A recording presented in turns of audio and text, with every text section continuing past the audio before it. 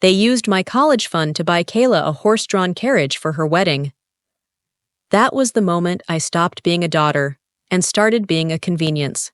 I'm Tessa. I'm 22. I grew up in a small town where everyone knows everyone, and dreams are something you whisper about, not chase. My parents, especially my mom, always said education was the key. Get the grades and we'll handle the rest. She promised me, year after year, like it was some sacred oath. And I believed her. I studied like hell in high school, skipped parties, gave up weekends, and graduated top of my class. I even got into my dream school with a partial scholarship. All I needed was the remaining $11,000 a year for tuition, which my mom swore was covered by the college fund my grandparents left for me before they passed. So when the acceptance letter came, I cried. I thought, finally, my life was going to be mine. Then came the backyard barbecue. Just a casual summer family get-together. Grilled corn, lemonade, too many kids screaming about water balloons.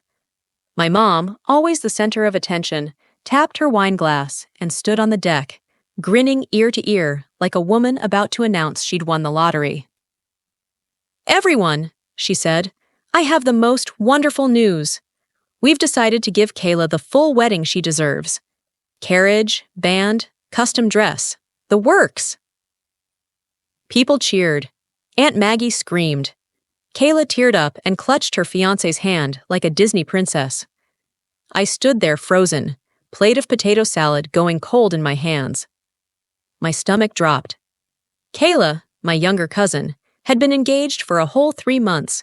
She works part-time at a tanning salon and constantly posts grind never stops selfies while living rent-free at her mom's. She hadn't even finished community college. I forced a smile and quietly pulled my mom aside. "What about the college fund?" I asked. She didn't blink. "We used it." My throat closed. "What?" "For the wedding, sweetie. You've always been the responsible one. You'll figure something out. Kayla's only getting married once." I swear my heart stopped. "You promised that money was for school. You said—" "I said we'd help." She cut me off. "And this is helping. It's helping Kayla start her life." My legs felt like they might give out. I looked around the yard, watching everyone toast to Kayla like this was a fairy tale and not a robbery in broad daylight. My dad just kept sipping his beer, eyes avoiding mine. He knew. They both knew. I whispered, "So I don't go to college? You can work a year, get loans." "I don't know, Tessa. You're smart. You'll land on your feet. Don't be dramatic." I wasn't being dramatic. I was being betrayed. I walked away. I didn't cry. I didn't scream. I just sat on the swing set with 1,000 thoughts racing through my head. 12 years of promises, gone with a shrug. A dream I'd carried since I was 13, crushed under the weight of Kayla's Instagrammable wedding. And they expected me to be okay with it. Later that night, after the party wound down, Mom came to my room and found me packing. She scoffed, arms crossed. "Oh, come on! Don't be selfish." That was the last straw. Me? Selfish.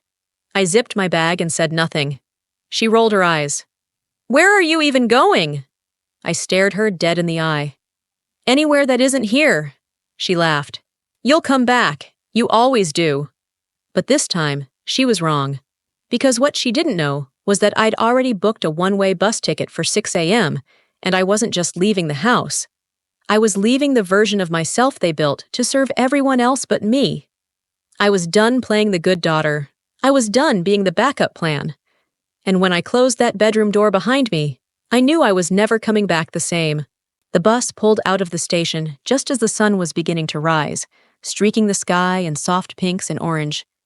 I stared out the window, my duffel bag wedged between my legs, my body still but my mind on fire. I didn't cry. Not when the house disappeared behind me. Not when my phone lit up with a dozen missed calls from my mom. Not even when I saw a photo posted by Kayla, her holding a bouquet sample with the caption, "Dream wedding, loading, Juncture blessed." She had no idea what she'd taken from me. What they all took. I didn't reply to anyone. I powered off my phone and sank deeper into the seat, letting the road swallow me whole. The bus rumbled toward Boston, where I knew no one and had nothing lined up, except for a cheap room I'd reserved above a rundown tea shop. The landlord never even asked for ID, just cash. It smelled like old wood and incense when I got there. My room was barely big enough for a twin mattress and a chipped desk, but the window looked out over a brick alley with ivy crawling up the wall. I liked it. No framed photos of family, no reminders of what I'd left behind. The first few days were rough. I walked everywhere, job hunting with a resume that looked more like a high school club brochure. I got rejected 6 times before a tired-looking woman at the tea shop downstairs finally gave me a shot. 2-week trial, she said. You mess it up, you're gone. Her name was Jo. 40-something, grumpy voice, but sharp eyes. The kind of woman who didn't smile unless she meant it. I liked her immediately. My first shift was a disaster. I spilled milk on the counter, burned my hand on the steamer, called oolong orange long out loud. But Jo didn't yell. She just shook her head, handed me a dish towel and muttered, "You're greener than my matcha." I worked doubles for the next week, barely sleeping. Every night, I collapsed onto that squeaky mattress with aching feet and hands that smelled like jasmine and chai. But I felt lighter. No one here knew my name. No one looked at me like I owed them something. I wasn't Tessa the responsible one. I was just Tessa. Then one night, I made the mistake of turning my phone back on. 12 voicemails, dozens of texts. Most were from my mom, ranging from manipulative guilt trips to icy silence. One from my dad, just a shrug of a message. Hope you're figuring stuff out. And one from Kayla. Hey, not sure what's going on, but Mom said you're mad about the money?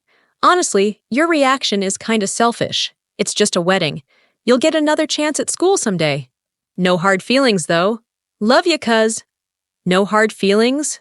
My fingers shook reading it. My vision blurred, not from tears, but from rage.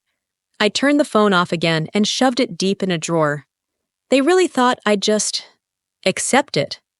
That I'd disappear quietly. That I'd let them walk over me and then come crawling back when they needed a babysitter, a secretary, a cheerleader. But I was done playing that role. A few weeks later, Jo and I closed the shop late after a rush of college students. She poured us each a cup of leftover hibiscus tea and sat on a crate in the back, cracking her knuckles. You're not from around here, she said. I nodded. Ran away, she sipped. From what? I paused. Then I told her. The fund. The betrayal. The carriage. Her face didn't change much, but when I finished, she whistled. Damn. They really sold you out for some Instagram wedding fluff. Yeah, I said. And now I'm trying to build something out of nothing. Jo leaned forward. Good. Stay mad. But don't just be mad. Use it. I didn't know exactly what she meant, but I would soon. Because the very next morning, a customer walked in wearing a studio jacket. Graphic design studio. We chatted. He liked the logo I'd doodled on the chalkboard outside the shop. Asked if I did any freelance. I told him I used to dabble. He handed me his card. That night, I opened my laptop. I pulled out old sketches, half-finished school projects, anything I hadn't deleted. I started building a portfolio, and while uploading files, I saw it. An invitation in my inbox, forwarded by my aunt. Kayla's wedding livestream link. With the subject line, "Watch the big day," I clicked it. The preview image showed her in the carriage, the one they paid for with my future. And that's when I knew. She was going to regret ever thinking I'd stay quiet. I didn't plan on watching the whole livestream. I just wanted to see it, the horse-drawn carriage, the dress, the smug look on Kayla's face. I thought maybe if I saw it, if I faced it, I'd finally let go. But when the video started playing, I couldn't look away. There she was, waving to the camera, blowing kisses like she was some sort of reality show star. The carriage was real, white with gold trim, pulled by 2 pristine horses. Guests clapped, phones flashed. It was everything she ever wanted, funded by everything I had ever worked for. They cheered like she earned it. And in the background, standing at the edge of the crowd, holding a program and adjusting her hat, was my mom, smiling, beaming, like she hadn't burned her own daughter's future to make this happen. I slammed the laptop shut. My chest felt like it might crack open, not because I missed them, not because I still wanted to be a part of that mess, because I didn't. What broke me was how easy it was for them to erase me, like I'd never mattered. That night, I didn't sleep. I just stared at the ceiling of my little rented room and thought, they think I lost, but I haven't even started yet. So I started working harder. Days at the tea shop, nights building my design portfolio. I took on every freelance gig I could find, logos for food trucks, menus for cafes, even a birthday invite for someone's dog. Didn't matter. I needed the experience. And the anger? It fueled everything. Joe noticed. You're grinding like you've got something to prove. I smiled. I do. She got it. She always did. Weeks passed. Then one afternoon, I got an email. It was from the same studio guy who walked into the shop. He wanted me to interview for a junior designer role. Real pay, real clients. I reread the message 5 times before replying yes. The interview was intense, but I showed them my work. I told them where I came from, what I was rebuilding. And 2 days later, I got the job. I cried in the storage room of the tea shop. First time in months. Joe just hugged me and said, "Told you." Use it. With my first paycheck, I bought a real laptop. No more lag, no more cracked screen. It felt like taking a breath after years underwater. I was finally stepping out of the wreckage they left me in and turning it into something. Then came the twist. It was a Thursday, rainy. I was leaving work when I saw the email. Subject line, urgent, brand crisis, wedding client issue. I clicked it. Apparently, Kayla had hired a boutique PR firm to promote her wedding photos across social media. A dreamy love story campaign. Instagram, TikTok, Pinterest, the whole influencer package. But there was a problem. One of the campaign managers had used a placeholder logo while mocking up her digital invites, and accidentally kept it when it went live. My logo, the one I created for a fictional floral brand in my early portfolio. I clicked the link. There it was. Kayla's wedding campaign, using my design. The logo, the color palette, even the tagline, word for word, thousands of views, comments calling it gorgeous and professional. She didn't even know it was mine. She had stolen my future, and now she was unknowingly showcasing my talent to the world, pretending it was hers. I sat frozen, staring at the screen, pulse thudding in my ears. And that's when the idea hit me. If the world was watching her, then maybe it was time they saw the truth. Because I wasn't going to take this quietly anymore. And I wasn't going to fight dirty, I was going to fight smart. Comment the number 3 if you want to see how Kayla will pay for this. I didn't sleep that night. I just stared at the campaign screen on my laptop. Kayla's wedding photos glowing under a logo I had designed 2 years ago. The same logo I once submitted for a class project. The same one I almost deleted because I thought it wasn't good enough. And now, it was being praised by influencers as timeless, elegant, and professional. What burned the most wasn't the theft. It was the irony.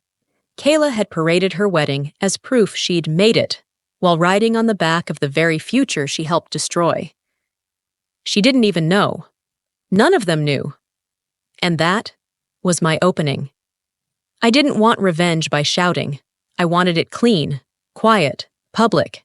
So I made a plan. First, I gathered the proof. I pulled the original design files from my cloud backups, dated, layered, signed. I even had the old-school email submission with the logo attached. Then, I screenshotted everything from Kayla's campaign. Side by side, it was undeniable. But I didn't stop there. I researched the boutique PR firm she'd used. Turns out, they'd subcontracted the campaign to a junior freelancer. Someone who'd likely found my logo through an open-source design board I used when I was desperate for exposure. Still copyright, still mine. So I emailed the firm directly.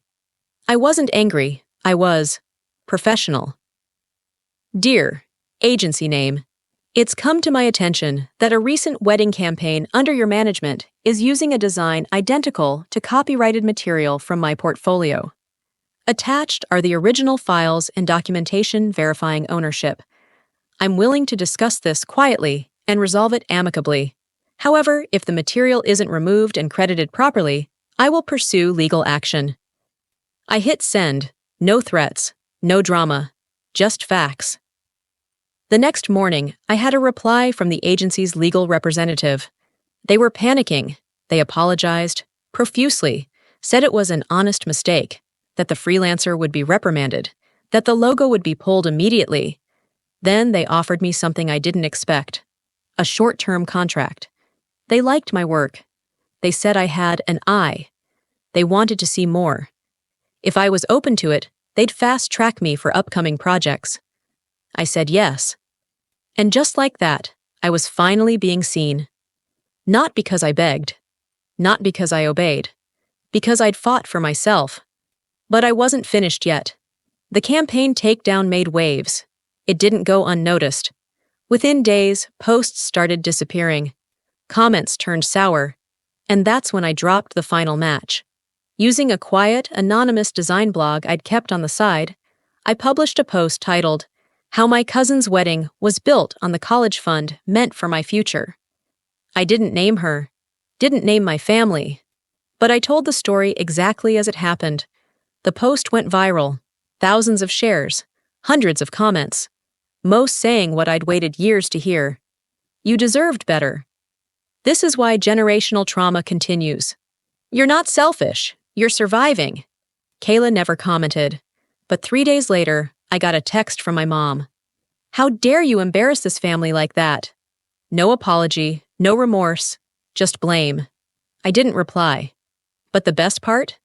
That weekend, the PR firm publicly credited me in a post explaining the campaign's takedown and tagged my design page. Within hours, my inbox exploded with freelance inquiries. 2 small brands, 1 event planner, even a local gallery asking if I'd consider helping redesign their logo. And then came the twist. Late Sunday night, I got a DM. It was from Kayla. I know it was you. You humiliated me. I lost my brand deal. My husband is furious. You ruined everything. I stared at it. And then, the final message popped up. I wish I never took your fund. But it's too late now. She finally admitted it. After all this time, after all the fake smiles and gaslighting, she confessed. She knew what she'd done. She chose it. I stared at Kayla's final message for a long time. I wish I never took your fund, but it's too late now. For a split second, I thought about replying, telling her what that money had meant to me, what it cost me to rebuild everything from scratch, how I used to lie awake at night wondering if maybe I was the selfish one for walking away. But I didn't, because deep down, I realized something powerful. She already knew. And now she was living with it. The campaign she'd bragged about to her followers? Gone. The brand deal she'd landed from her wedding aesthetics? Canceled. Apparently, the company didn't want plagiarism drama associated with their image. Her influencer dreams, dead on arrival. She'd tried to build her empire off something she stole. And the second the truth came out, it all crumbled under her feet.